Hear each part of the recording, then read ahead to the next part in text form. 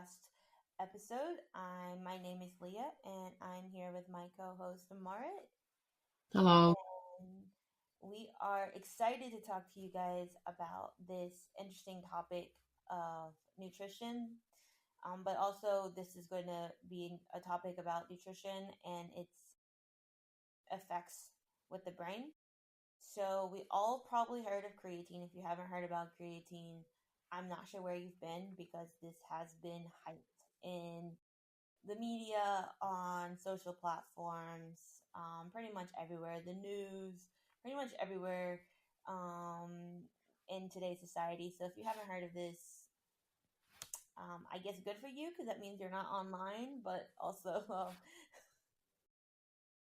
so creatine's made its very big impact a while ago, revolving muscle and working out, but it's only been just recently that we're starting to understand what creatine is and how it functions surrounding the brain and how it can enhance brain function and health. So, like I said before, it's been the spotlight in the fitness world for a while, but the effects on the brain and mental health and all of that is a growing area of interest, and that's only picked up in the most recent years. So, for today's episode, we will break down some of the latest science through a review article that was published in 2022. So, it's a few years old, but it does a really good job of reviewing all the data up until and all the science up until 2022. And hopefully, we can do this in a way that everyone can understand. My question to you, though, is because you mentioned creatine, and the word creatine might be very familiar to a lot of people without knowing what it actually is or what it could do. Could you explain a little bit more about what creatine is before we dive deeper into this study? Yes, so it is a organic compound with a very fancy formula. If anyone really wants to know, it's CnCH2CO2H, I think. And it exists in various forms in different solutions. Most commonly, when we think of supplementation, it is a powder. Creatine is designed or is made up of 3 amino acids, I think. Yes. And most of the time, creatine is found in your body, in muscles, brain, etc. However, in order to get adequate amounts of creatine, you must ingest it through seafood or red meat. Or synthetically made creatine supplements in the powder form. However, the body's liver, pancreas, and kidneys can make creatine internally, but only up to about a gram per day. So very, very minimally when our body synthesize it, which is why we do need to get it through our diet, which most commonly is found in seafood and red meat. Hope that answers. And why has it become popular amongst the fitness people? So originally, I think it was like in the 90s. I don't know about the history, but it was found that using creatine, so creatine supplementation. Well, first of all, it was found that we can't maximize our stores. And to fully flush out and maximize our stores in our muscle, we have to supplement. So it was found that oral creatine supplementation can help with increased reps in the weight room, which can lead to greater strength gains, muscle mass, performance. Typically, it can also be looked at sort of like energy prevention, because by ingesting ample amounts of creatine, it does aid for cellular hydration, not necessarily body hydration, but it does help by bringing water into the cells for cellular hydration. So from all of that, it was used from a performance standpoint because people could run faster, run longer, had more endurance, could gain more power etc., more muscle size, etc. So that's why it Okay. first hit the kind of like fitness world first. I Yeah. think it was actually in England that it was found. It was found on accident. I actually went to a lecture on the whole history of creatine, but we won't dive into that. But creatine was found on accident, and then I think it was the Yeah. Great Britain's Olympic team or UK's slash Great Britain. I don't know what they were at the time, that used it first, and then it blew up from there. Okay. Well, I think that is good information to have and good knowledge to have before we dive into an article that goes kind of deeper into it. So today's episode, we will kind of talk to you about the study methods of this article, the results, some discussion points, conclusions, and we will also have some question and answers regarding brain health and creatine. Yeah. So as Leah said, sorry, go ahead. Okay. So as Leah said, this article that we're looking at, it is called Effects of Creatine Supplementation on Brain Function and Health. It was first published in 2022 and it covered a lot of different studies on creatine, brain function, cognition, mental health, neurodegenerative diseases. It was a narrative review. This means that instead of just having original experiments, the authors collected and analyzed results from previously published scientific articles. Wouldn't that also be empirical or not? There's different names for different types of narrative. Can't recall off the top of my head the difference between narrative and Yeah. empirical. Okay. Well, I still think it's interesting that they just took a bunch of different studies and kind of put all of them together into one study. And it focused on how creatine supplementation affects brain creatine content. It also looked at cognitive effects of creatine, including sleep deprivation, but also the impact on mental health, such as connecting it to depression, anxiety, PTSD, and as we said, neurodegenerative diseases like ALS, Parkinson's, MS, and Huntington's disease. And lastly, it also looked at the effects on concussion and traumatic brain injury. Yes. So what the article went through first was just looking at the effects of creatine supplementation in the brain and what it did to brain creatine levels.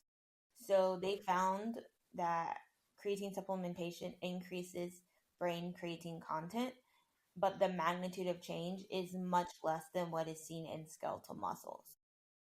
Most studies that this review went through showed about 3 to 10% rise in brain creatine. However, some reported no or only no effects or even a slight decrease. So, just for comparison, muscle creatine can go up by 20 or more percent when we supplement, but these studies were only showing 3 to 10% rise in creatine levels in your brain. So the hypothesis is that the muted response may be due to the brain's ability to make creatine internally and the limited capacity for creatine to cross the blood-brain barrier. So like I said before, the body does synthesize some creatine internally. So perhaps maybe it's drawing from that. Perhaps there is an insufficient kind of transport across that blood-brain barrier, whereas with skeletal muscle, that muscular uptake could be a little bit more effective. That's something that we're still looking into. And then additionally, for the variances, the studies use different methods, doses, and types of people, such as healthy versus clinical patients. And so you can't really make a direct comparison between those certain populations, doses, or methods. So also keep that. And then looking at the cognition and memory part of this study, there has been some mixed evidence because some studies showed that it improved memory and cognitive performance, especially when it comes to sleep deprived individuals, vegetarians who typically have a lower creatine diet because, as Leah said, they can be found in seafood and meats, red meats especially, right? And if you have a vegetarian diet, you don't eat that food as much. But it also was shown improved memory and cognitive performance in older adults. These examples include better working memory, Spatial. spatial, lol, spatial recall, and executive functions in specific groups. There wasn't a consistent effect in other studies because they found no significant benefit, notably in healthy adults and children. Creatine's cognitive benefits are stronger when brain energy metabolism is challenged, such as during sleep loss or low baseline creatine intake diets. What do you think about that? I mean, it makes sense, right? Yeah, for sure. Like, obviously, anything to help your brain function better is a plus. Yeah, And it definitely goes to show that potentially certain groups of people with certain careers or certain lifestyles may benefit better than just someone eating a well-rounded whole food diet. Um, yeah, so just keep that in mind. Like if you're someone who eats a whole food, um, well-rounded diet, the chances of you needing or seeing these effects from creatine supplementation in the brain is probably low. But I've seen some talk about for students during finals week, or for first responders, or for military populations, or for any of these where they are chronically or acutely sleep deprived for various reasons that potentially could boost that brain performance. And then, as Mart mentioned, vegetarian vegans who just don't naturally consume um, adequate amounts of creatine in their diet would be at a risk of just being depleted in it. So they would want to think about you something. mentioned people in like finals week, for example. Does this mean that creatine has kind of short term benefits already when you use it only a couple of days? So I do believe that the current research shows that there is the possibility of acute effects after just like one dose on the brain. Now we don't see that necessarily with the muscles because that does need chronic supplementation. Yeah. However, I do believe the latest research does show that there is that potential immediate or acute effect from one or a few doses over like a short period of time. Cool. Good to know. Yes, so the review paper also went through different degenerative diseases and what creatine supplementation has on those diseases. So starting with ALS, initial studies show that slight physical improvement. However, later research did not confirm significant benefits. So for ALS, there is no consistent support for clinical use quite yet. Um, Then, oh, then when we look at Duchenne muscular dystrophy, DMD, never heard of this actually. Do you know what it is? Do you know what this is? Do you know what DMD is?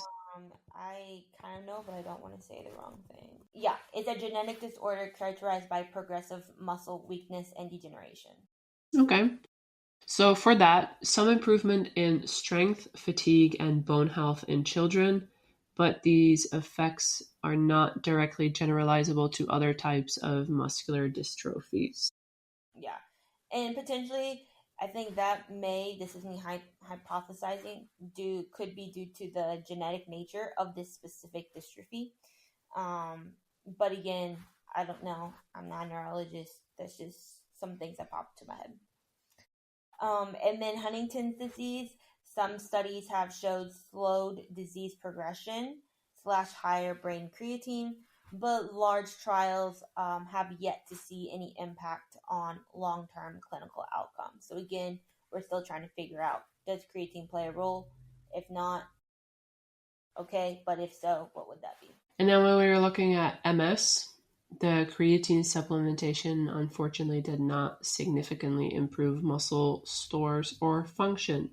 I believe they haven't really found anything to fight MS yet. One of the big ones right now is vitamin D. Okay. There's a lot of in the world of MS. I don't pretend to know everything about it. I don't know anyone actually knows everything about it. But I do know that a vitamin D status um, does tend to play a role in some symptoms. Okay. I can't recall exactly what that is or what the dosages are or anything like that, but I do know that Yeah. vitamin D has at least been correlated with some MS symptoms. Okay. And So they then need to get a lot of sunshine. yeah. And then Parkinson's disease, some minor effects, such as reduced disease scale scores initially have been seen, but long-term follow-ups have found no long-term impact. So again, we're still unsure of where that's heading.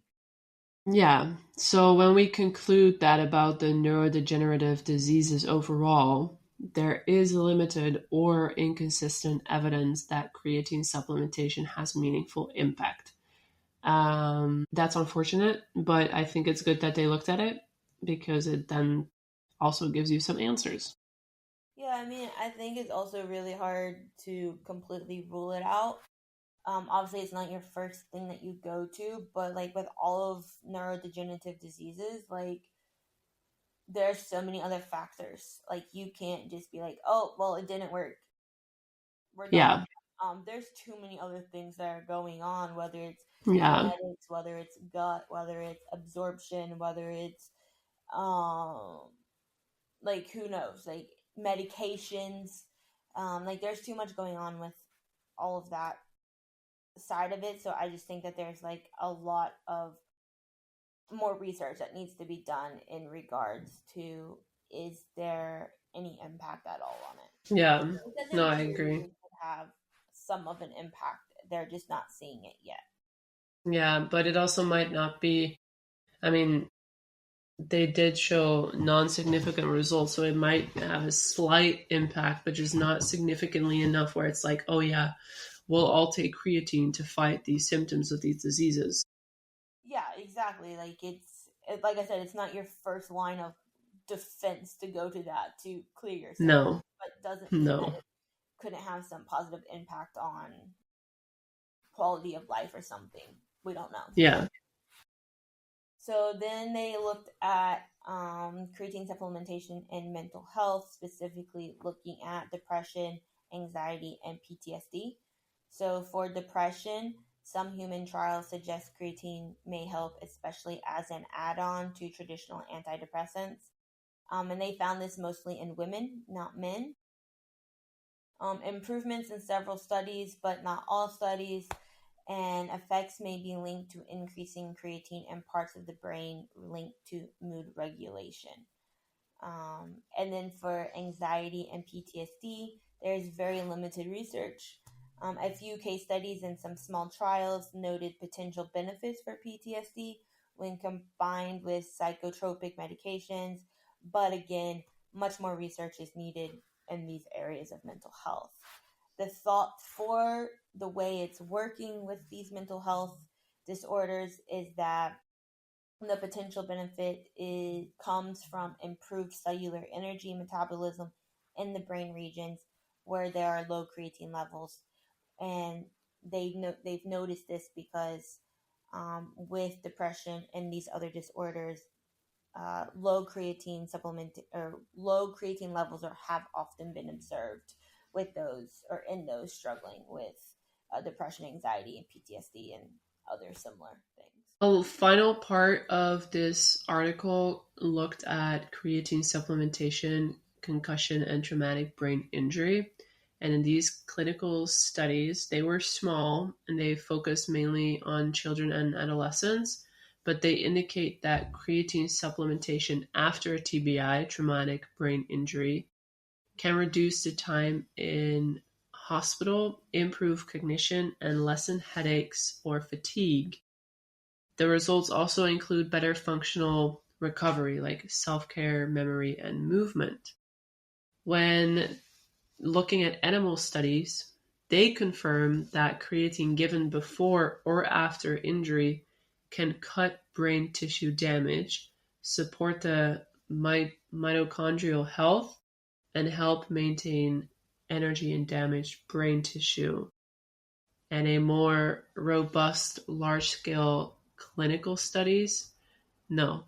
More robust large scale clinical studies are needed before routine use of creatine supplementation can be recommended in these situations like concussions or TBIs. Yeah, and I think just the biggest thing to take back from or take away from this whole article as we get through like the discussion and some questions is that we don't know. We kind of know how creatine works pretty well regarding muscle. We don't know the impact that it can make on the brain. We do know that it does have some impact on the brain. We don't know to what extent yet. We also know that there is potential for it to impact the brain in several different conditions. Again, much more research needs to be done to determine what these impacts are, to what degree these impacts make, and what are the mechanisms of which these impacts are taking place. So again, um, this is nowhere near final understanding of how creatine. No, no. And even though this is a study looking at a lot of other studies, every other study says, well, actually, every study says there's more research needed. And that will always continue to be the case, especially with a new kind of concept like this. And what does it mean if brain creatine responds less to supplements than muscle? It means also that you might need more or longer supplementation time to see an effect. Also, the brain can make some of its own creatine, so changes aren't as dramatic. But here's the thing, right? If you need more or longer supplementation for one part of your body, like the brain, it can also screw up your other parts of the body that you're also taking creatine for. Because your muscles need less, maybe, than your brain. But if you're taking higher dosage, it might be all kind of, yeah, uneven, Well, unbalanced. the good thing with creatine is that it is completely safe. Um, there's no negative side effects. Well, The that's good. the worst that you can do is have very expensive pee. Um, so I mean, it's most It just had to click with me. I was like, what is she saying? yeah. I mean, because you that's how it's processed out. So whatever your body doesn't use, you pee it out. Yeah, So worst case scenario, like you just have expensive pee. fair enough. So people whose brain energy is challenged, meaning they're sleep deprived or they've had some sort of brain injury or a potential certain disease, these populations might see more benefits. But for like me and Mara, who are relatively healthy, and we do eat meat, we eat whole food diets. The brain effects might be mild or not quite as noticeable. I was about to start using creatine every day now. Well, you do running, so and you're I female, so you do. might as well. Do you think it would be beneficial? I say I'm on the fence of like 5 grams every day. Everyone should take it their entire life. Okay. That's what Everyone I listen to say. Leah. Huh? Everyone listen to Leah. Uh, uh, nah. But I do think we don't know. I think it's pretty well established the benefits of long term creatine use in muscles and performance. We don't know all the brain, all the effects, the positive effects it can have on the brain. Yeah. We're just now learning about that. We know that there's no negative Right. connotations to organs or health or whatever. So why not? 5 grams is not gonna, it's not a lot. It's like a little tiny Yeah. scoop every day. Every day, take a little scoop of creatine. It's good, especially I think there's not a lot of research into it, but I think it might be even more uh, important for women, especially as we go through multiple changes of life, to have that extra support for not only our muscles and our skeletal health, but for our cognitive health in those transition periods. And is there a specific time of day that you need to take it, or just whenever? I For this, I don't think it matters. Okay. There's even some controversy on whether you should take creatine pre or post exercise. I just think having it in your body is Yeah. where you need it for the That's athletes. probably the discussion between bodybuilders. Yeah, it's like, oh well, is this pathway more activated if I take creatine supplementation after I work out or before? And then you start arguing of like, well, what type of workout are you doing? What are your exercises like? Anyway, that's a whole other. Yeah, a whole different But I thing. do think consistent 5 grams, 5 to 10 grams, depending upon body weight, 5 to 10 grams of creatine every day until your deathbed, Okay. is probably Noted. a good way to go for just overall health. Okay. And now when we look at some conclusions of the study that we just talked about, is creatine supplements can boost brain creatine content, but less so than in muscle. So remember at the beginning, Leah mentioned for muscle it's about 20 or more, a little bit more percent, and for brain it's around 3 to 10 or even less. It could also help with cognitive and memory improvements. It may be most noticeable when the brain's stressed, such as from lack of sleep, injury, or in low creatine diets where you don't eat meats or seafoods. Preliminary findings support a possible role for creatine in treating disease, TBI, and concussion, but a lot more research is needed for neurodegenerative diseases, anxiety, and PTSD. And as Leah said, creatine is well tolerated and has a strong track record for safety according to large studies. So there are positive benefits to it, but there's not really any negatives to it. So, like Leah said, just take it. It's not going to do any damage. If anything, it's only going to do something good. Yeah.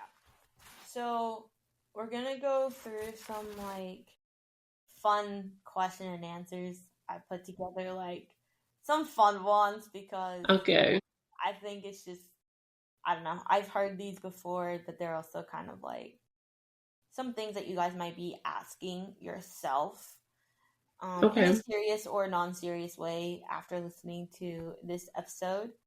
So we'll start with the first one. Why does the brain need creatine? Well, the brain is a powerhouse of energy and it uses about 20% of your body's energy, which is quite a lot. It's hence also why you could feel totally exhausted if you had a very mentally challenged day. Creatine can help recycle that energy, especially during times of high mental demand. That's where your example of taking it for finals week comes in handy because it can just feel more energized during that long week of studying. Now, I have a question for you though. If I take creatine, will I automatically become smarter? No, Damn. you still gotta put in the work. However, some people who have very limited creatine stores, such as those who don't eat meat, seafood, or red meat, and people who are chronically sleep deprived, or those who have suffered repeated brain injuries may see those cognitive effects, where if they put the work in, it will retain better than those same people who did not have supplementation. However, for the average human who eats well, focuses on just holistic health, you're not going to see the same kind of effects in your intelligence. Damn. Now, Marit, since Mm-hmm. you're working in the kind of like mental health field, can Yes. creatine supplementation help with depression? Because that's often a common thing that we've seen in society, and it's ever increasing. Well, the research on this is promising, especially when you take creatine as an add on to other treatments. So it's not that taking a scoop of creatine a day is going to keep the doctor away kind of deal, but it That's an apple. might. Oh, damn, I mixed them up. Guess I should be eating apples every day then, as well as creatine. I'll be busy. But if you add it onto other treatments, mainly in women, it could have some benefits, potentially. But again, more large scale trials are needed to really find these effects. But the research so far is promising. Then, Leah, I have one more question. How should take someone creatine for brain health? Because we know a lot of people who are into the fitness world take it for muscle health, but how and how much should I take when I take it for brain health? Yeah, so like I said earlier, most studies currently being done in cognition, brain health, and mental health area with creatine, they their studies are using the same or similar dosages as the fitness population. So again, 5 grams per day of creatine monohydrate. Creatine, there's a bunch of different kinds of creatine on the market. However, creatine monohydrate is the king. It is what the body knows how to use. I'm pretty sure it is the cheapest one out there right now. So 5 grams of creatine monohydrate per day, as of right now, that is what we're seeing as, the standard benefits for not only functional muscular health, but that potential brain cognition and mental health. So this tells me that creatine is not just for bodybuilders, right?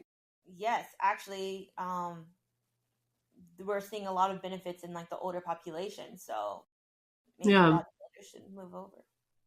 Yeah. Well, that's good. So I like to see that there's a lot of scientific kind of curiosity about how it could support our brains. And I do think there's still a lot left to learn because it mostly has been focusing on the muscles and how it affects that. But now I like that it shifts to the brain because it is the powerhouse of the human body. So, yeah, what are your Yeah, final thoughts? yeah. So my final thoughts, basically, like I said earlier, it's really not going to hurt you. Worst case scenario, you have your golden pea. But at the end of the day, most people are probably somewhat deficient in um, creatine stores, especially women. Um, so that it's a very beneficial supplement that has been shown repeatedly in the scientific literature to be extremely safe across all physiological systems. And for some more information, if you're just curious, and you can always ask Mart and I. But if you want to check out a really, really good Instagram page by Scott Forbes, who is the king of creatine, he does a ton of creatine research, and his Instagram is full of interesting creatine facts and keep you up to date on Cool. all things creatine. So you can find him Check it at out. Well, thank you for being with us today.